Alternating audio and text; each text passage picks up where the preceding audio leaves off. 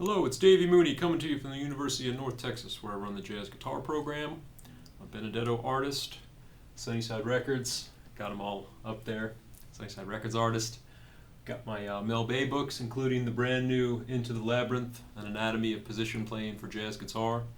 And there's a new Sunnyside record on the way. Got it tracked down in Brazil, and I'm going to mix it where are we going to mix it? New Orleans in October. So excited about that, October 2022. And let's see, but today I wanted to talk to you about a John Coltrane song called Lazy Bird, not to be confused with Lady Bird from Tad Dameron. It's a great tune from the album Blue Train from the late 50s, like 57, 58. And there's also a really great Pat Martino version from, I guess, maybe 1970, the album East. It's one of my favorite Pat Martino tracks. I got a lot from that album and from the book Pat Martino, The Early Years. Great transcription book. I forget the name. Is it Steve Kuhn or Steve Kahn? I should have looked that up before I made the video. One's a guitar player, one's a pianist. My bad. But it's a great book, and I used to read through that book a lot, and I got a lot of ideas and Martino vocabulary. So yeah, anyway, I'll dive right into the tune. You know, Blue Train has got some blueses on it, as you would imagine, and it's also got, Moment's Notice, really great sort of proto-Giant Steps. I mean, there's no necessarily relationship to the Giant Steps changes, but I guess those two tunes, Lazy Bird and Moment's Notice, are kind of like the hard chord songs that are up-tempo with a lot of changes. A few years before Giant Steps, which is the ultimate up-tempo, lots of changes song, and all the variations on those that cycle. So, and then the rest of the record, you got I'm Old Fashioned as a ballad, which is beautiful, and some blues tunes, and it's just a really great album. So anyway, about Lazy Bird, starts off, there's a little intro, but the proper song starts off with like an A minor, D7, C minor, F7, and then a 2-5 in E flat, and then a 2-5 in G.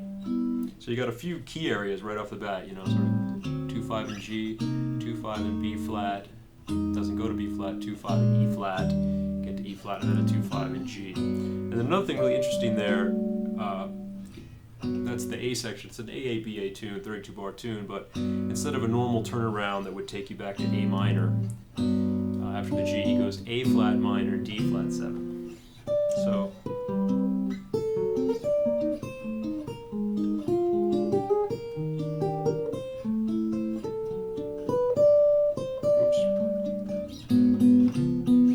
kind of a chromatic ascending from G major to A flat minor to D flat 7, and those chords have a lot in common. Actually, you wouldn't think that they would necessarily, but G major 7, the third and 7 of G major 7 are the same as the third and 7 of A flat minor 7. F sharp becomes G flat, this flat 7 of A flat minor 7, and then B natural becomes C flat, the minor third of A flat minor 7. And that's something that Jerome Kern called enharmonic modulation, and that's kind of the basis of the thing I talk about in Personalizing Jazz Vocabulary, negative guide tones. The idea, if you wanted to play something on G major and sort of smooth out the transition from G major to A flat minor 7, there's actually a few notes that those chords have in common, particularly G flat and B, F sharp and B, G flat and C flat. And the second A,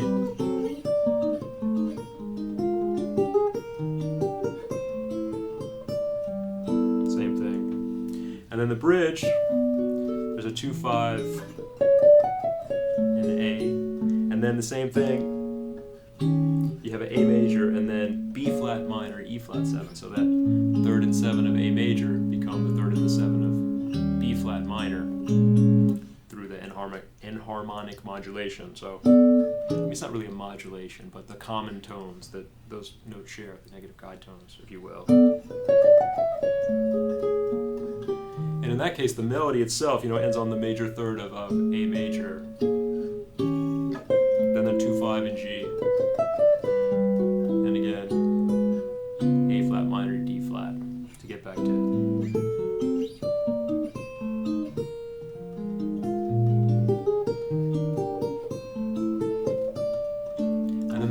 it's kind of more of a regular 2/5 or a regular turnaround getting back to A minor. They don't do on the last A. They don't do that. So it's interesting, you know, Wes Montgomery's tunes, a lot of them from that time period would have those chromatic 2/5s too, like Road Song, and there's some other ones. You know, Benny Golson tunes have those chromatic 2/5s as well. It's very, very common from the tunes of this period, like mid to late 50s, early 60s songs. And it's great, you know, on I love Blue Train. There's so many great solos to mine for vocabulary and ideas. And on this one, I think Lee Morgan goes first, shredding trumpet solo. Then you get Curtis Fuller. You get a trombone solo. You get Train, I think is third. Is that right? Then you get Kenny Drew plays a great one. Paul Chambers pulls out the bow.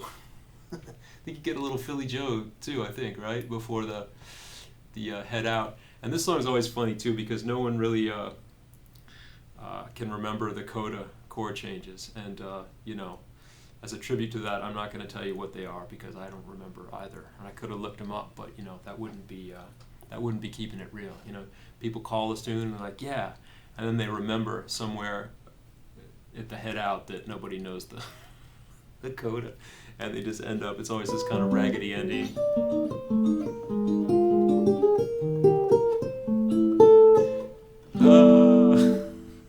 Sorry, I'm reliving some, I wouldn't call them traumas, but just kind of funny experiences playing this tune in my life. But anyway, you can look them up. There's a nice little cycle of chords he does at the end, a nice little coda. And the Pat Martino record on East is really something. You know, it's just really shredding guitar solo. I guess they do it around the Train record. It starts, I don't know, 250 maybe beats per minute and creeps up a little bit. The Martino one is maybe a little faster. And he just plays this long shredding solo. I remember there's this one lick that I used to do a lot that I got from that solo where he goes, I think like on the A section.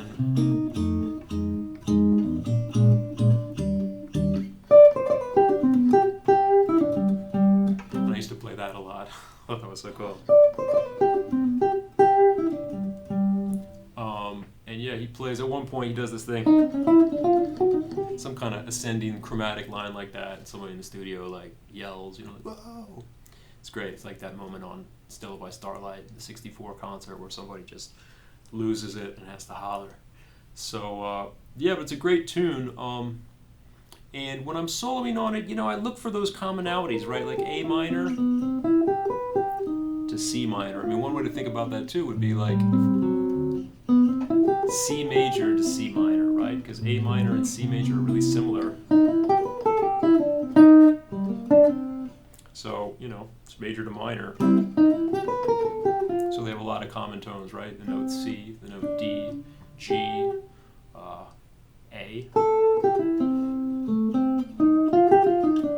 And then, you know, from C minor, F7 to F minor again. There's nothing wrong with being sort of parallel and, say, going like, playing an idea on the A minor and modulating it to the various other key areas. But, you know, sometimes I like to, as I've said on many of these videos, look for the common tones, and when the changes are jumping around a lot, look for things that can kind of smooth them out. If the chords are really complicated, I almost want to make it sound like less complicated, and vice versa if it's a simple tune, you know.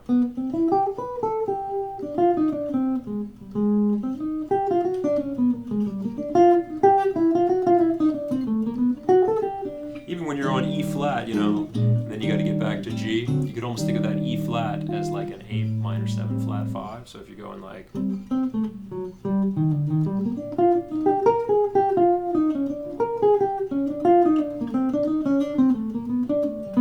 so I didn't really think A minor D7 G at the end of the A section. I kind of just stayed on E flat until the D came, because that's very closely related, right? Because an A minor 7 flat 5 from the 5th is an E flat major 7.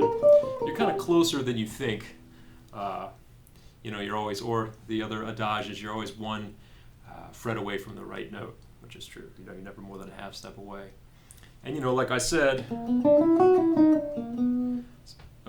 when I want to go from G major to A flat minor, D flat 7 before getting back to A,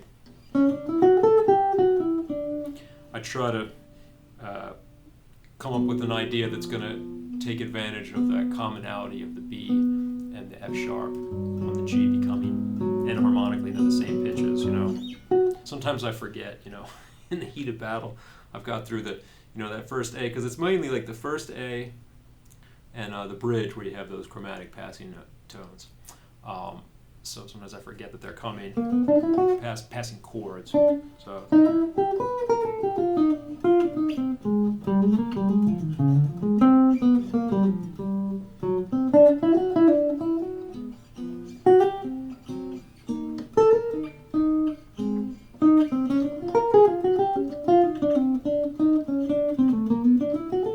the bridge, it's 2/5 and A.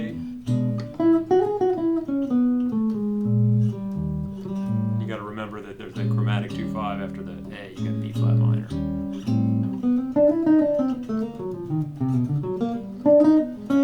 Whoa, got off a little bit there.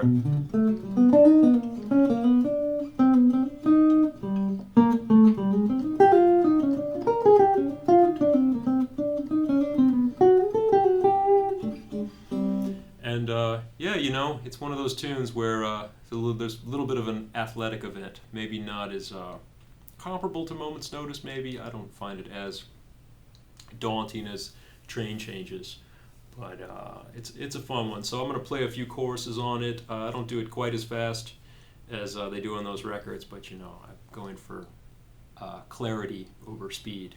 So I hope you all enjoy it. All right.